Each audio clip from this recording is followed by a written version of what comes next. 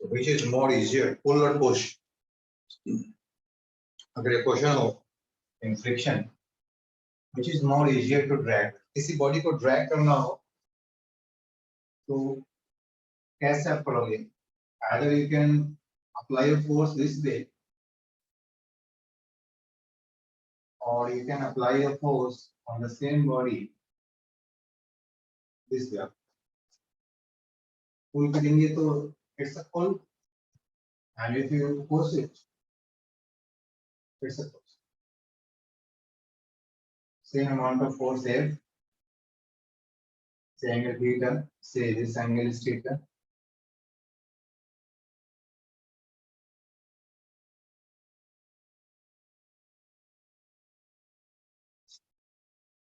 किसी rough surface पे किसी बॉडी को ड्रैग करना हो तो कौन इजियर होगा?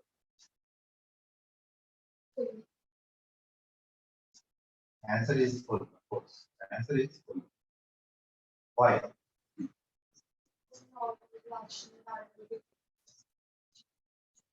That's it. जब हम पुल करते हैं जब फोर्स अपवर्ड होते हैं तो इसकी नॉर्मल रिएक्शन की वैल्यू, इफेक्टिव नॉर्मल रिएक्शन की वैल्यू जो पहले mg हुआ करता था, अब वो mg से कुछ कम हो जाए. कितने कम हो जाएंगे? तो f का जो कंपोनेंट इस तरफ आ जाए, f का कितने कंपोनेंट इस तरफ आ जाएगा? f cos का इसका कंपोनेंट क्या होगा?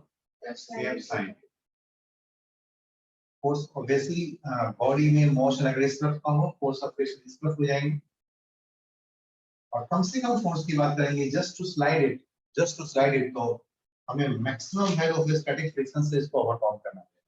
Fs max और Fx max की वैल्यू होगा μs इनटू नॉर्मल रिएक्शन. जबकि नॉर्मल रिएक्शन की वैल्यू क्या हो जाएगी? इट इज द mg और minus f cos. And therefore अगर हम इस बॉडी को आगे की तरफ मूव करना है जीरो एक्शन के साथ, minimum amount of force, minimum force just to slide, कितने फोर्स की रिक्वायरमेंट होगा भाई? तो F sin theta कौन सा फोर्स बैलेंस करेगा? This F sin theta should be balanced μs and normal reaction. So F sin theta and should equal to μs into normal reaction. और F sin theta की value क्या है?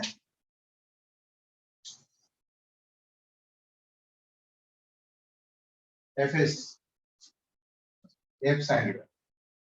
And F sin theta here, F sin theta or μs means μs into normal reaction mg minus f cos.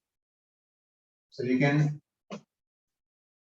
take the f to be common and get the sin theta plus μs cos theta f and μs mg. So that's why we have the f is equal to μs into mg and divided by sin theta plus μs cos. And the force of this is the amount of the force that we can apply in case of pulling. जब किसी body को पुल करना पड़ता है, कोई object रखा है, मैं ड्रैग करता हूँ और इजी हो जाता है. तो कहीं पे कोई ऑब्जेक्ट रखा हुआ, अगर आप ऐसे रख के कोशिश करोगे तो it could be more difficult, वो स्लाइड नहीं होगा किसी टेबल को. तो सच है कि मैं इसको और ऐसे स्लाइड कर दूं, उसको खींचना ज्यादा इजी होता है. तो अब ज्यादा इजी है या कम क्या है कितने पे यहाँ पे जब इसके लिए सॉल्व करोगे इसमें है you will get the more normal reaction. यहाँ पे normal reaction की वैल्यू बढ़ जाएगी. in case of pull you will get एक फोर्स इधर आ जाएगा, इधर की तरफ क्या कंपोनेंट आ जाएगा? तो मैंने थीटा इधर से हॉरिजॉन्टल से लिया है ना, this is the f cos theta और यहाँ पे क्या है? f sin थीटा और normal reaction obviously upward, mg is vertically downward and force of friction obviously Fs की मैक्सिमम वैल्यू यहाँ पे यूज करेंगे और ये cos थीटा ही है जो इस बॉडी को आगे की तरफ है. तो इसमें कैलकुलेट करके देखिए इसमें क्या आता है F की वैल्यू. इसका एक्सप्रेशन है फोर्स ऑफ पुल ऐसा है and what was the force of push just to drag. Get it? भी आप करेंगे घर पे तब तक हम कुछ इम्पोर्टेंट पार्ट्स डिस्कस करते हैं।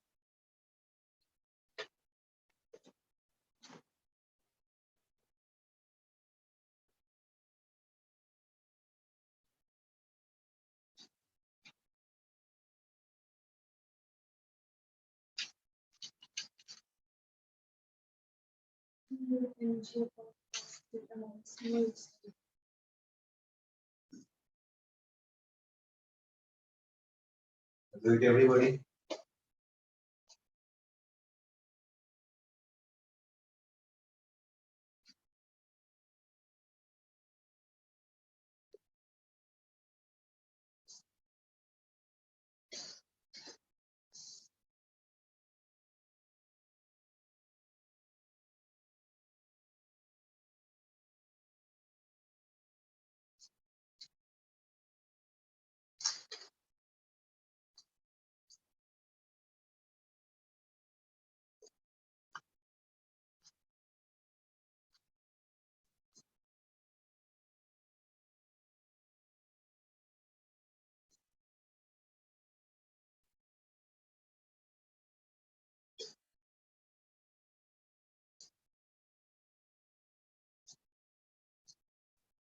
So what the answer?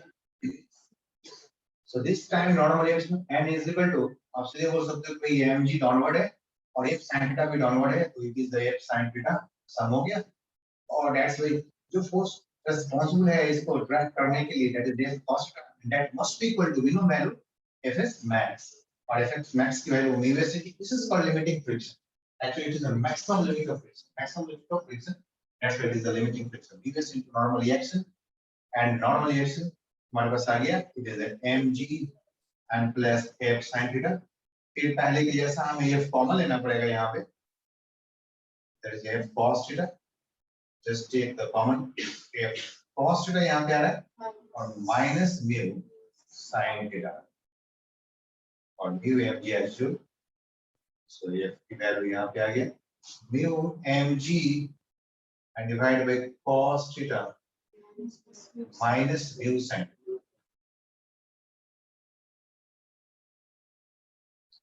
अब इन दोनों इक्वेशंस को देख के मालूम चल जाता है कि which is more easier, क्योंकि यहाँ पे डेरिवेटिव में दोनों में प्लस है और यहाँ पे क्या है माइनस में, तो ऐसा क्वेश्चन ज्यादा है। अदरवाइज अगर हम वर्टिकल के साथ इसकी एंगल लेते हैं तो बिल्कुल एग्जैक्टली मालूम चलेगा, है ना। तो यहाँ भी cos का वही है, यहाँ भी sin का और यहाँ भी वर्टिकल के साथ भी एंगल लेकर के दोनों को एक जैसे कंपैरिजन कर सकते हैं। Pull is more easier, you can make a point, pull is more easier than push।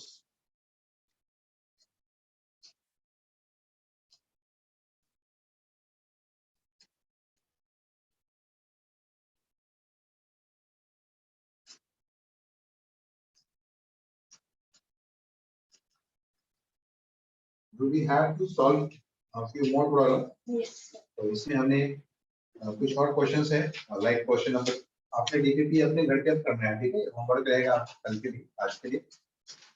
और आज मैं कुछ क्वेश्चन करता हूँ जो बहुत ही इंपॉर्टेंट है, लाइक एक ब्लॉक ऊपर अनदर ब्लॉक, क्वेश्चन नंबर 23 ऐसे भी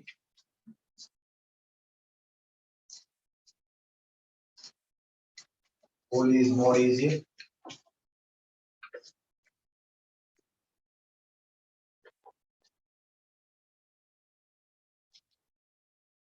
All is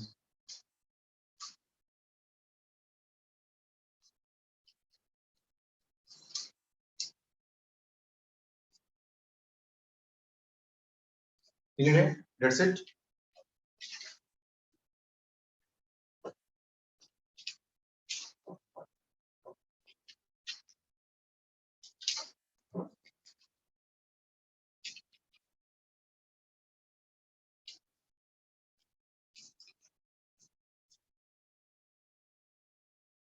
A block over another block,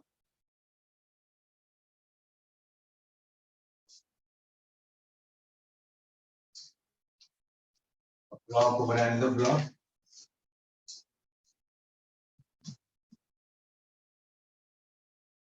पहले हम टू बॉडी सिस्टम को लेते हैं, फिर हम थ्री बॉडी सिस्टम को सॉल्व कर लेंगे। पहले हमारे पास एक ब्लॉक ये है, दूसरा ब्लॉक बी है, और यहाँ पे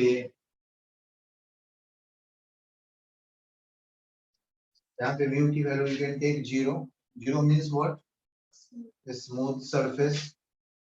यहाँ पे इनकी जो वैल्यू है वो म्यू है. मास अकॉर्डिंगली एमए और एमबी यूज कर सकते हैं.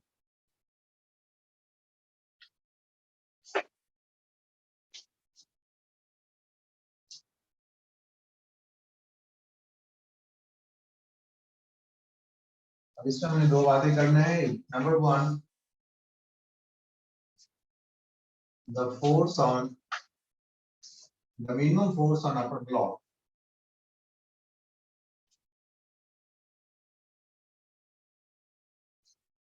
या maximum कर लेंगे. maximum force on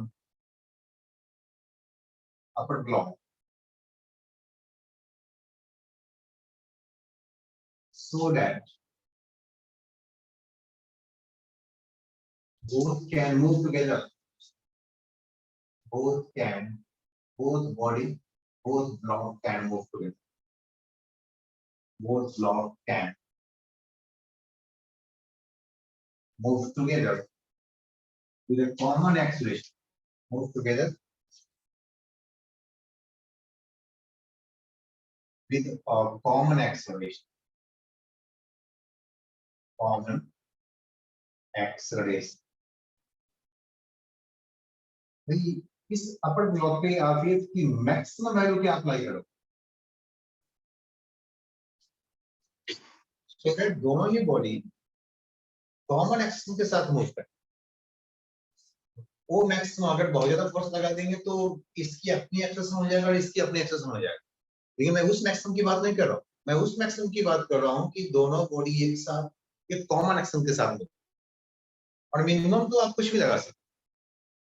minimum force कुछ भी दे सकते हो. 0 दे सकते हो. नहीं, 0 एक्सेशन होगा.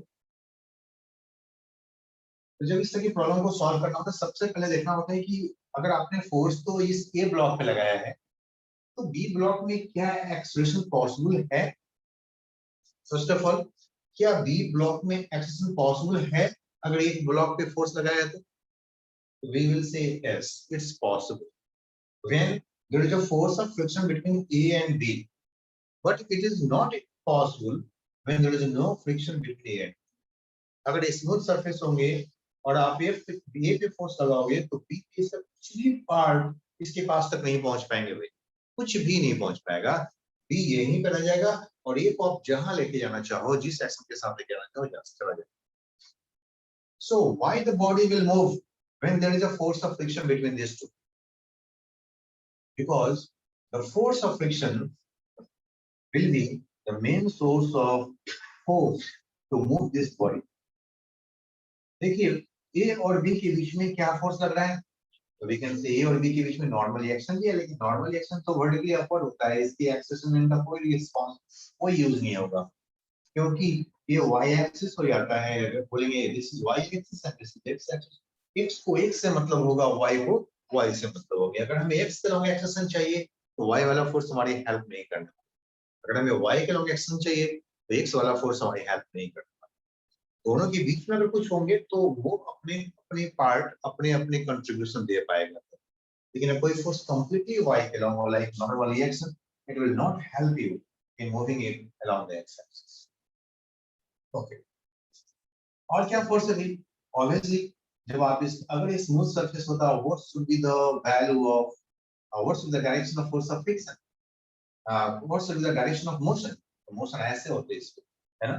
दैट्स व्हाई इस बॉडी में force of friction opposite to it. अगर कहीं पे बॉडी रेस्ट में हो और हम चाहते हैं कि उसमें फोर्स ऑफ फ्रिक्शन निकालना हो स्टैटिक फोर्स ऑफ फ्रिक्शन की तरह, तो हम सोचेंगे कि अगर वो स्मूथ सरफेस होता तो क्या हो. तो क्या होता अगर वो राइट साइड जाता तो ओके फोर्स उस पर लेफ्ट साइड, है ना. ऐसा सोचो. तो अगर स्मूथ सरफेस होता और इस पे फोर्स लगाते क्या होता भाई, ये फॉरवर्ड डायरेक्शन में आता तो इस पे फोर्स ऑफ फ्रिक्शन क्या होता. तो इस पे फोर्स ऑफ फ्रिक्शन, अब चूंकि फोर्स ऑफ फ्रिक्शन दोनों ही बॉडी पे, चाहे बॉडी ए भी हो या बॉडी बी पे, along lakhs along the same line, इसी लाइन पे है. हमें कंफ्यूजन होता है कि कौन सा फोर्स किस पे. थोड़ी सी इसको ऐसे करके थोड़ी ऐसे दिखा दें just for indication, but exactly हम समझेंगे कि फोर्स ऑफ फ्रिक्शन कहां अप्लाई करता है. Always along the surface in point. Force of friction always along the surface in point. But ये जो हम दिखाएंगे अभी कुछ ऐसे करके ये सिर्फ इस बात का इंडिकेशन है कि हम क्लियरली बताना चाहते हैं कि ये फोर्स ऑफ फ्रिक्शन किस पर, और सिमिलरली यहाँ भी हम दिखा सकते हैं ऐसे। ये फोर्स ऑफ फ्रिक्शन किस पे है भाई? ये फ्रिक्शन फोर्स किस पे है? On B.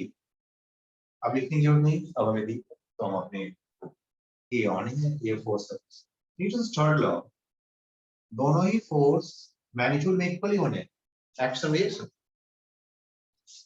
ये इवन ये नॉर्मल एक्शन भी, ये बॉडी इस पे जितना नॉर्मल एक्शन देगा उतना ही ये भी इसको उतना ही नॉर्मल एक्शन देगा। जब फोर्स ऑफ फ्रिक्शन की जो मैक्सिमम वैल्यू है, आप इसको अगर कॉमन एक्शन के साथ लेके जाना चाहते हो, then what is the relative velocity between A and B? Zero. दोनों अगर इकट्ठे जाएंगे, दोनों एक साथ जाएंगे, टुगेदर जाएंगे, तो बोलेंगे कि भाई इनके बीच का जो रिलेटिव वेलोसिटी है वो जीरो है, तो जो फोर्स ऑफ फ्रिक्शन होने वाला है वो कैसा है? Static friction. There is a maximum value of static friction. There is a F is maximum. हम मैक्सिमम की बात करेंगे कि भाई कितना मैक्सिमम फोर्स चाहिए ना, तो हमें maximum static force of friction की बात, और maximum value of static friction की वैल्यू कितना होना चाहिए? Vs into normal. Vs into normal. और नॉर्मल एक्शन की वैल्यू ऑब्वियसली यहाँ पे क्या मिलने वाला है? mg। अगर इस बॉडी का मास हमने a ले लिया है तो ऑब्वियसली mg यहाँ पे नॉर्मल एक्शन की वैल्यू मिलने वाले हैं। लेकिन ma और भी कई सारे फोर्सेस है इसमें, लेकिन हमें उसी फोर्स को हम यहाँ पे दिखा रहे हैं जो हमारे काम।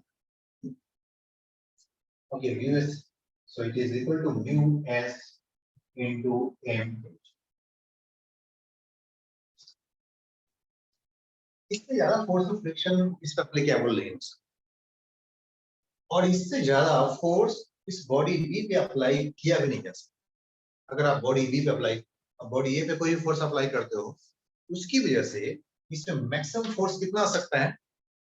मैक्सिमम वैल्यू ऑफ स्ट्रेस, इससे ज्यादा नहीं अप्लाई कर सकते। मतलब बॉडी बी का जो एक्सेलरेशन है वो सिर्फ इसी फोर्स पर डिपेंडेंट, तो इसकी एक्सेलरेशन बिल्कुल मैक्सिमम एक्सेलरेशन इसका फिक्स है, इससे कम एक्सेलरेशन तो रख सकते हो, इससे ज्यादा आप नहीं इंक्रीज कर सकते। तो what should be the maximum value of acceleration of block B?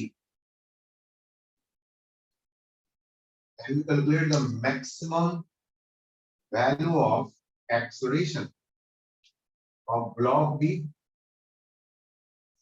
Block B means lower block, obviously. Can be. It is the lower block.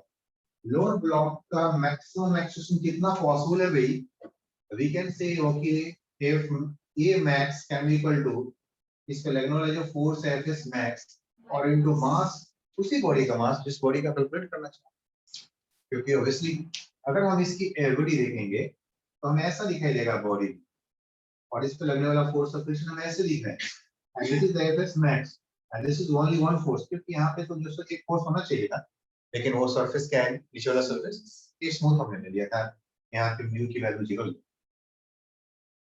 So this is the only force that will accelerate it, और यही इनकी maximum acceleration होगा, और इसकी value आ रहा है कितना? So this could be the one of the important question. What is the maximum value of acceleration of the lower block?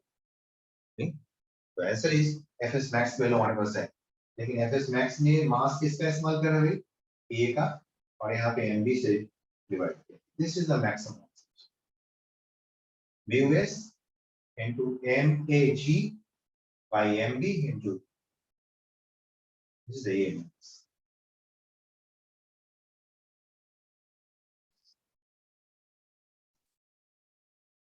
We cannot exceed the acceleration greater than this. इससे ज्यादा acceleration हम Excel नहीं कर सकते। तो अगर हमें इस दोनों बॉडी को एक साथ मूव कराना हो, तो हम यहाँ पे देख लेते हैं कि यहाँ पे हमें कितने फोर्स अप्लाई करना पड़ेगा। अगर इसको भी इसी के साथ चलना है, इसी के एक्शन के साथ बॉडी ये हो, तब वहां से मिलेगा कि हमने मैक्सिमम वैल्यू ऑफ एफ क्या लगाए कि दोनों बॉडी इकट्ठे मूव करें। मैक्सिमम वैल्यू मिनिमम उससे कुछ पहले कम कुछ भी हो सकता है, 0 से लेकर कुछ। ये हमने इसको बॉडी के लिए देख लिया भाई, बॉडी ए, बॉडी बी के लिए। Now for body A, now for body A, body A के लिए देखें तो ब्लॉक ए के लिए बॉडी है बोले, या फिर हमने ब्लॉक टर्म का इस्तेमाल किया तो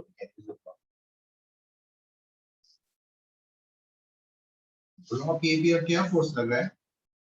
one is the applied force, एक अप्लाइड फोर्स है जिसके बारे में हमें जानना है और हम इसकी मैक्सिमम वैल्यू को ही जानना चाहते हैं, so that both can move together with the common axis.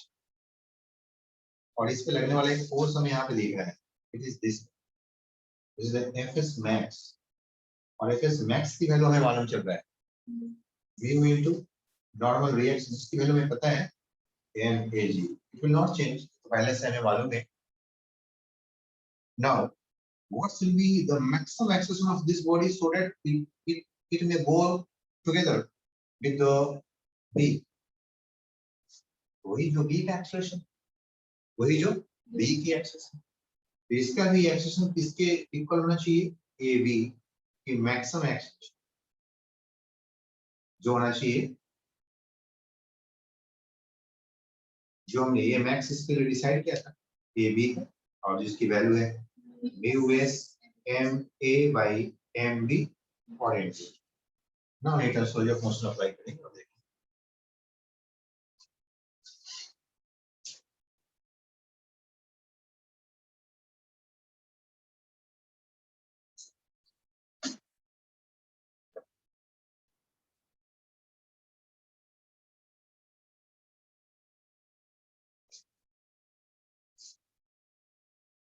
Very important.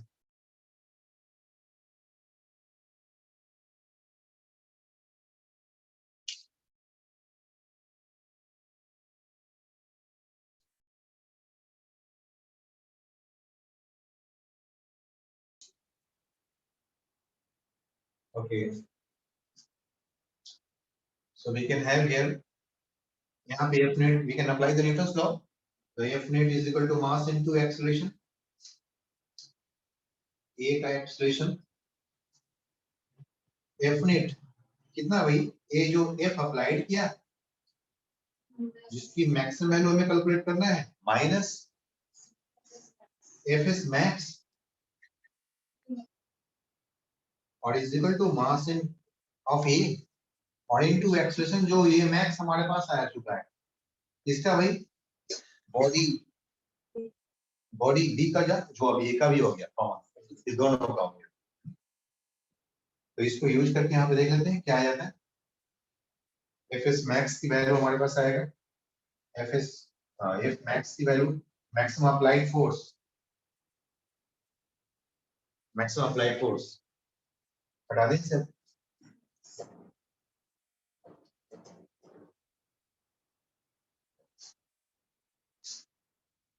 So maximum applied force can be equal to ma और A की वैल्यू क्या है? mu ma g upon mb और माइनस इधर आएगा, ये प्लस हो जाएगा, राइट पर प्लस Fs max और Fs max की वैल्यू है mu into ma g, कुछ कॉमन है, mu into ma g common है, mu into ma g और यहाँ पे है ma divide by mb and plus. Very important. This is the maximum force applied. This is the maximum force applied on the upper block. On the upper block, so that both blocks can move together.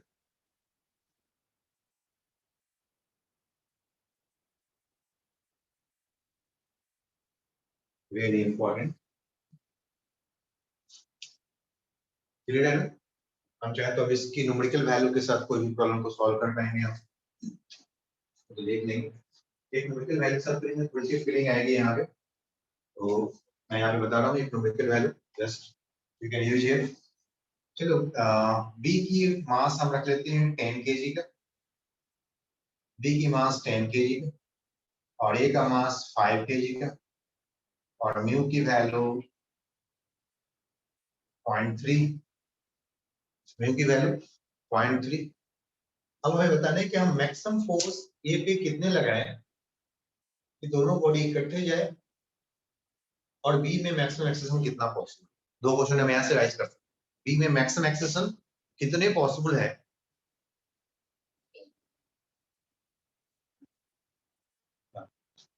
First of all diagram फिर से देखिए और numerical value डाल लेते हैं। ये तीन values हो गए। Right the question. Question number 1, the maximum possible accession of the B lower block, the maximum possible accession of lower block and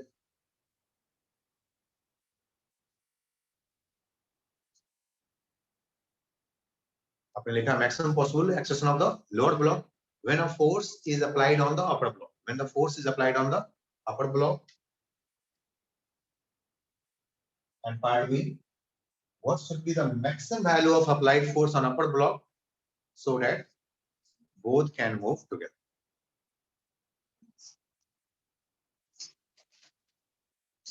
numerical value डाल करके आप आंसर बता सकते हैं।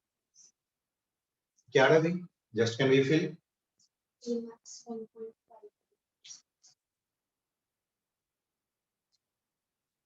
ए मैक्स बोलिए कितना है भाई? A max is 1.5 metre per second square. ये पॉसिबल है मैक्सिमम, इससे ज्यादा पॉसिबल नहीं है। देख लेते हैं मैक्सिमम कितना हो सकता है भाई?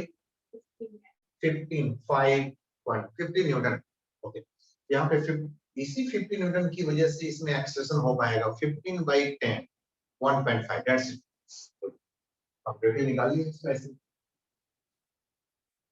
15/10। जैसे हमने देख लिया ये तो 15 न्यूटन का फोर्स आ गया और 10 केजी का बॉडी है तो आ गया 1.5। दूसरा, what should be the maximum value of A applied on it?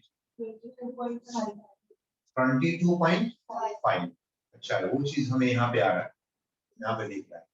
तो हमने देखा कि भाई F की जो मैक्सिमम वैल्यू है, हम यहाँ पे F इज मैक्स नहीं है, F मैक्स कौन सा भाई? अप्लाइड है। कौन है? Applied on upper block. ये कितना है भाई? म्यू mg, जिसकी वैल्यू 15 आने वाला है और a में की वैल्यू 5 है, फिर ये 10 है, फिर प्लस में 1। ये आता है ना? यस। So 1/2 plus 1, 3/2। तो 15 into 3/2 कितना हो गया? 22.5।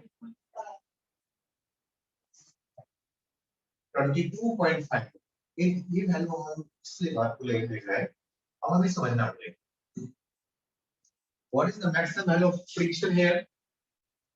15 Newton.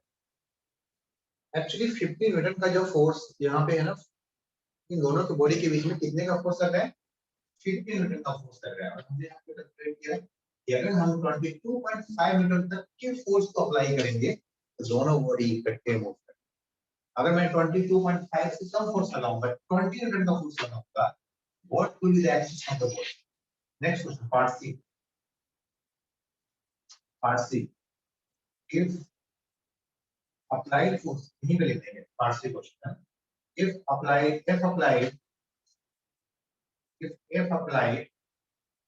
is less than 22.5, that is Newton. That is 20 Newton. See, number A, 20 Newton. Number 1. What is the acceleration of? What are the acceleration of the blocks? What are the acceleration of the blocks?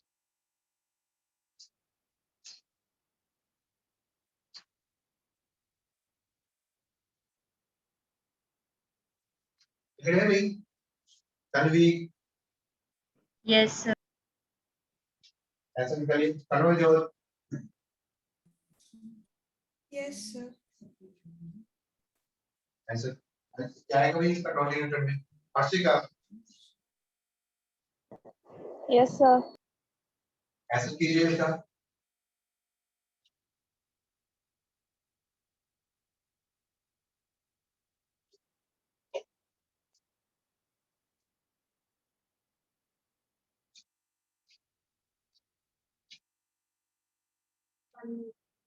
Yes अब आपको ज्यादा नहीं सोचना है इस problem, मुझे लग रहा है कि आप ज्यादा सोच और ज्यादा अब हमारे को जो सोचने वाला जो काम था ना वो हो चुका है। तो मैंने सोचने वाला काम पहले आपको पढ़ा, कहाँ पे सोचना था कि मैक्सिमम कितने मैक्सिमम फोर्स अप्लाई करोगे कि दोनों बॉडी इकट्ठे जाएंगे, तो 22.5। तो इसका मतलब फोर्स अगर 22.5 से है ना, हमें अब सोचना बिल्कुल मना है, सोचना मना है। हाँ? दोनों की एक्सेशन एक ही होने का, तो ये कंडीशन क्या है भाई 22.5 न्यूटन से अधिक होगा तो दोनों बॉडी का एक्सेशन डिफरेंट होने वाला है। अप टू 22.5 दोनों बॉडी का एक्सेशन सेम होने वाला है। भाई सेम होने वाला है यानी कि दोनों बॉडी तो एक ही है, फिर दोनों बॉडी क्या है, एक ही। इसका मतलब ये दोनों बॉडी एक होने के लिए क्या चाहिए, इनके बीच का जो बॉन्ड है, मॉलिक्यूलर बॉन्ड है, वो ब्रेक नहीं कर रहा है। इसमें जो हमने फेविक्विक से पेस्ट किया हुआ है दोनों बॉडी को, फेविक्विक बॉडी भी, वो ब्रेक नहीं हो रहा है, वो मजबूत है। कहां तक मजबूत है, कहां तक स्ट्रांग है, 22.5 तक की फेविक्विक या फेविकॉल का स्ट्रेंथ है। नहीं, वो जो एडहेसिव हम यहाँ पे यूज किया था ब्लॉक के लिए, यानी कि दोनों ब्लॉक को हमने पेस्ट कर दिया है। और कहां तक हम इसको फोर्स अप्लाई कर सकते हैं दोनों बॉडी पे मूव करने के लिए इकट्ठे, 22.5। So when the force is less than 22.5, whatever it can for 20 Newton, 10 Newton, 5 Newton, सबके लिए एक ही ये कैसे सॉल्व होंगे, treat both body as a single body, treat both body as a single body। और सिंगल बॉडी कितनी body का हो जाएगा भाई, 15 kg का, और बॉडी पे फोर्स कितना लग रहा है, 20 न्यूटन का। सो व्हाट्स द एक्सेलरेशन, दोनों बॉडी का एक्सेलरेशन तो कॉमन एक्सेस नहीं होना चाहिए, ये बॉन्ड सफिशिएंट स्ट्रॉन्गर है 22.5 तक के लिए, है ना। Bond will not break up to the 20 newton, bond will not break up to the 20। देखो ये बड़ा इंटरेस्टिंग मैटर है, what is the maximum value of static friction, maximum value, लेकिन 50 न्यूटन से ज्यादा फोर्स लगाना पड़ेगा बॉन्ड को ब्रेक करने, कितने लगाना पड़ेंगे।